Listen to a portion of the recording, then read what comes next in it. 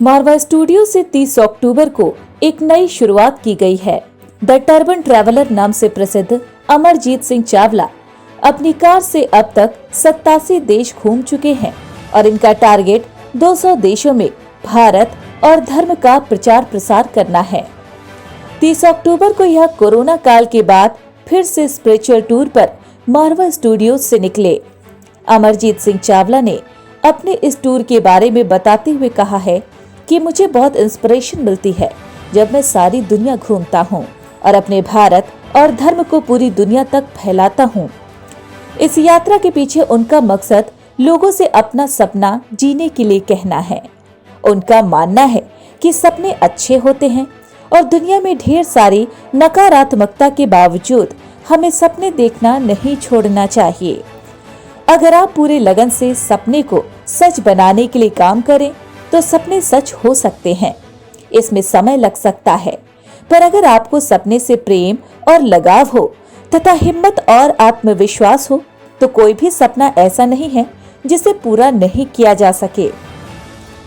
अमरजीत सिंह चावला ने ये यात्रा शुरू करने से पहले ICMEI के प्रेसिडेंट संदीप मारवा की तारीफ की और कहा कि वे बहुत सुंदर व्यक्तित्व के इंसान हैं। बता दें कि टर्बन ट्रैवलर अमरजीत सिंह चावला ने दिल्ली से लंदन की 36,500 किलोमीटर की सड़क यात्रा 30 देशों से होते हुए 131 दिनों में पूरी की थी। इस दौरान वे दुनिया के 150 शहरों से गुजरे। सपनों के अपने इस अभियान को वे 40 साल से संजोए हुए थे। बता दें कि 30 अक्टूबर को अमरजीत सिंह चावला फिर से दुनिया घूमने के लिए निकले, जिसमें वो धर्म का प्रचार प्रसार करेंगे और दुनिया को देखेंगे और जानेंगे। बता दें कि अमरजीत सिंह चावला और उनके मिसेस को नए टूर के लिए रवाना करते हुए आफ्ट का झंडा दिखाया गया। साथ ही सभी की तरफ से सेफ और अच्छी यात्रा के लिए अमरजीत सिंह चावला को शुभकामनाएं भी दी गई। झंडे दिखाकर अमरजीत सिंह चावला को नई यात्रा के लिए रवाना किया गया। टर्बन ट्रैवलर आप जैसे एक इंसान है, हार्ड मास का पुतला। फर्क इतना ही है कि टर्बन ट्रैवलर, मेरा असली नाम तो अमरजीत सिंह चावला है, लेकिन मैं जब टर्बन ट्रैवलर बन गया तो कुछ ना कुछ उद्देश्य था जीवन में कुछ करने का। तो उद्देश्य ये था कि जितने भी हमारे 10 गुरु हैं, अगर आप उनका इतिहास देखेंगे तो उन सब ने मानवता की और लोगों के मानव अधिकारों के लिए बात की। तो मुझे ये लगा कि जो उन्होंने आज तक किया, मुझे सब उन स्थानों पे जाना चाहिए और वहाँ जाके समझना चाहिए, अपना इतिहास को जानना चाहिए और फिर लोगों को बताना चाहिए। क्योंकि जो बातें उन्होंने आज से 500 साल पहले करी वो किसी धर्म से संबंधित नहीं थी, वो इंसान से संबंधित थी। चाहे हमारे पहले गुरु थे, 9वें गुरु थे, 10वें गुरु थे, जिनकी मैं यात्रा कर रहा हूँ, गुरु गोविंद सिंह जी महाराज की। तो उन्होंने लोगों के मानव अधिकारों की बात की, मानवता की बात की, और जो आज हम बात करते हैं ह्यूमन राइट्स की बात करते हैं या वुमेन एम्पावरमेंट की बात करते हैं, तो ये सारी बातें 500 साल पहले उन्होंने करी। तो वो धार्मिक कम और लोगों के मानव उद्धार के लिए ज़्यादा थी। तो मुझे लगा कि वो उसके बारे में जानना मुझे खुद भी ज़रूरी, अच्छा मेरे लिए ज़रूरी था और लोगों तक पहुंचाना बहुत ज़रूरी था। क्योंकि आज आप देख रहे हैं जिस तरीके से पूरी दुनिया के अंदर लड़ाई झगड़े और मार काट और ये लड़ाइयों की बात हो रही है, कहीं कुछ हो रहा है, कहीं कुछ हो रहा है। तो उस माहौल के अंदर पीस की और मानवता की बात करना और लोगों तक वो पहुंचाना, तो वो बड़ा ज़रूरी था। और उसके लिए जब आपको कोई ऐसा काम करना चाहिए ताकि लोग आपसे आके जुड़ें, तो फिर मैंने एक कार सोची कि मुझे कार के द्वारा करना चाहिए। और ये कार आप देख सकते हैं काफ़ी कलरफुल है, इस पर काफ़ी सारे लोगों के सेंटिमेंट्स हैं, साइन करे हुए लोगों के, तो ये लोगों को अट्रैक्ट करती है। तो ये प्रचार का एक माध्यम है कि जब आप जाते हैं कहीं पर खड़े होते हैं तो 10 लोग इसको देखते हैं और आपसे आके पूछते हैं, बजाय कि मैं जाके उनको बताऊं। तो ये धर्म प्रचार का एक तरीका था, मतलब तो मुझे लगा कि मुझे इस तरीके से करना चाहिए, तो मैं ये कर रहा हूँ।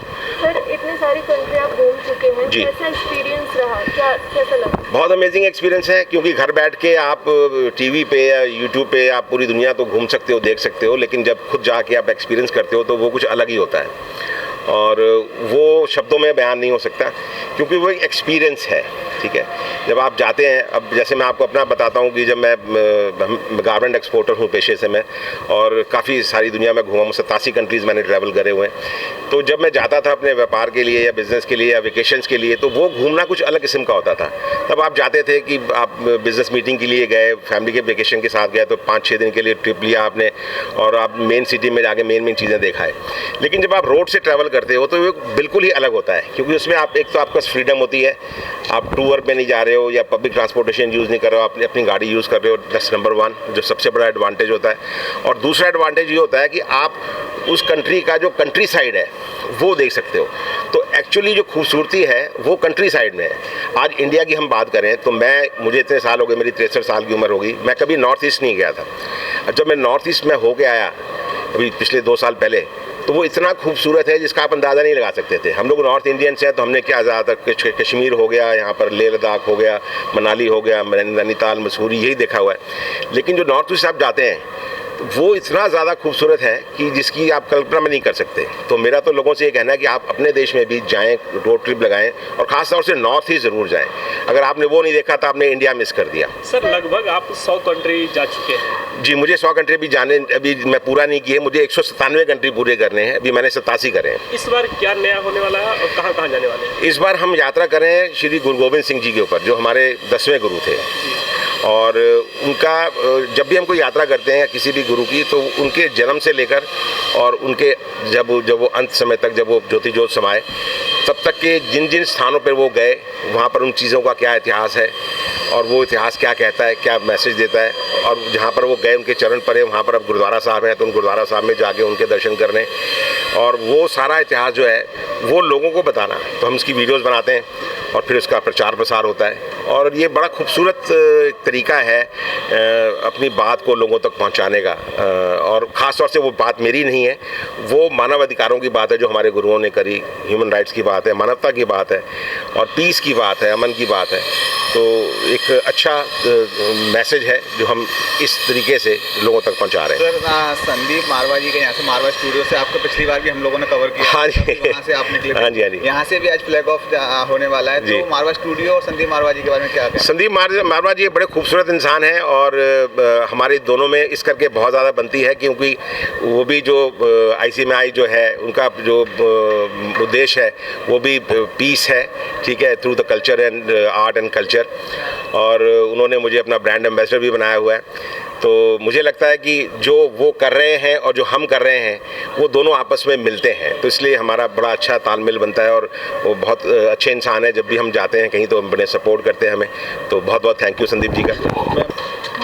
ये जो चांस मिला है सारे गुरुद्वारे देखने का और इनके साथ जाने का, ये अकेले में नहीं कर सकते हम। एक एक जगह पे जाके अकेले हम ये गुरुद्वारों में नहीं जा सकते। तो ये जो इनके साथ चांस मिला है, भगवान करे पूरा हो, या आखिर तक पूरी जर्नी में लास्ट तक इनके साथ कर सकूं। मैम, कहने को बहुत हर लोग तारीफ करते हैं एक दूसरे की, लेकिन कहीं ना कहीं थोड़ा बहुत हेक्टिक भी होता होगा आपके लिए, इतना लंबा सफ़र और इतनी चीज़ें। हाँ, इतना पूरा इनके साथ नहीं कर पाती क्योंकि थोड़ी प्रॉब्लम है, हेल्थ प्रॉब्लम, पर जहाँ तक कोशिश होए इनके साथ जाती हूँ। तो इसमें मैं थोड़ा सा ऐड करना चाहूँगा। इनको ये शुगर पेशेंट है तो थोड़ा सा हेल्थ इश्यूज़ हैं, तो पाँव ज़्यादा समय तक लटका नहीं सकते। लेकिन मेरा मानना एक और है कि जब भी कोई काम, चाहे आप कुछ भी कर रहे हो, मैं तो खैर ये जर्नी कर रहा हूँ तो एक अलग बात है, आप पढ़ रहे हो, आपका प्रोफेशनल करियर हो या आप किसी चीज़ में आप शौक़ रखते हो, जब भी कोई भी काम अगर आप अपने मन का कर रहे हैं तो आपको थकावट नहीं होती। मैं घर में जब होता हूँ और जब मैं भी कोरोना के टाइम पे मैं इतने टाइम से बाहर नहीं निकला, तो मैं बहुत थका हुआ सा, अपने आप को बड़ा लेज़ी सा महसूस करता था। और जब मैं गाड़ी के स्टीयरिंग पे बैठता हूँ तो मेरी एनर्जी जो है वो 200 गुना बढ़ जाती है। तो जब भी आप कोई भी अपने मन का काम करें तो वो आपको अच्छे रिजल्ट भी देता है और आपको थकावट भी नहीं होती। और मिस करते हैं नहीं, फैमिली साथ ही होती तो मिस करने का सवाल ही नहीं है। और वैसे भी आजकल इस डिजिटल वर्ल्ड, तो फैमिली आपके कैमरे पे, आपके फ़ोन पे आपके साथ है हमेशा। आप दुनिया में कहीं भी जाएं, चाहे इंडिया में हो, चाहे अफ्रीका में हो, अमेरिका में हो, कहीं पर भी हो, so you can do the phone call. Sir, inspiration कैसे मिलती है? मतलब इतना कुछ आप कर रहे हैं इतने टाइम से और इतनी सुंदर, मतलब आपके वाइफ भी आपके साथ ही चलते हैं, तो इतना सुंदर और इतना इंस्पिरेशन कहाँ से मिलता है, क्या मैसेज देना चाहेंगे? मुझे लगता है कि ज़िंदगी में कुछ चीज़ें आपके लिए निश्चित होती हैं। मैंने कभी सोचा भी नहीं था कि मैं इस तरीके से ऐसा करूँगा, या कभी दिल्ली से लंदन जाऊँगा, या ये यात्रा जो मैं कर रहा हूँ, या इस तरह की और यात्राएं जो मैं आगे करने की सोच रहा हूँ, इस तरीके करूँगा। पर कुछ चीज़ें आपके भविष्य में लिखी होती हैं, निश्चित होती हैं, और वो आपके साथ घटती जाती हैं। ये मेरा तजुर्बा है, मैं हो सकता गलत हूँ, पर मेरे साथ तो ज़िंदगी में ऐसा ही हुआ कि जो कुछ होता है वो एक ऐसे लगता है जैसे फिल्म की एक रील चल रही हो और आप एक दर्शक बन के उसको देख रहे हो, और वो आपके साथ घट रहा है, और वो अच्छा ही हो रहा है। ज़िंदगी के उतार चढ़ाव जिस तरह होते हैं, तो जब सड़क पे जाते हैं तो वो थोड़े बहुत प्रॉब्लम चैलेंजेस वहाँ पर आते हैं, लेकिन ultimately when you reach your destination तो यू अचीव योर गोल।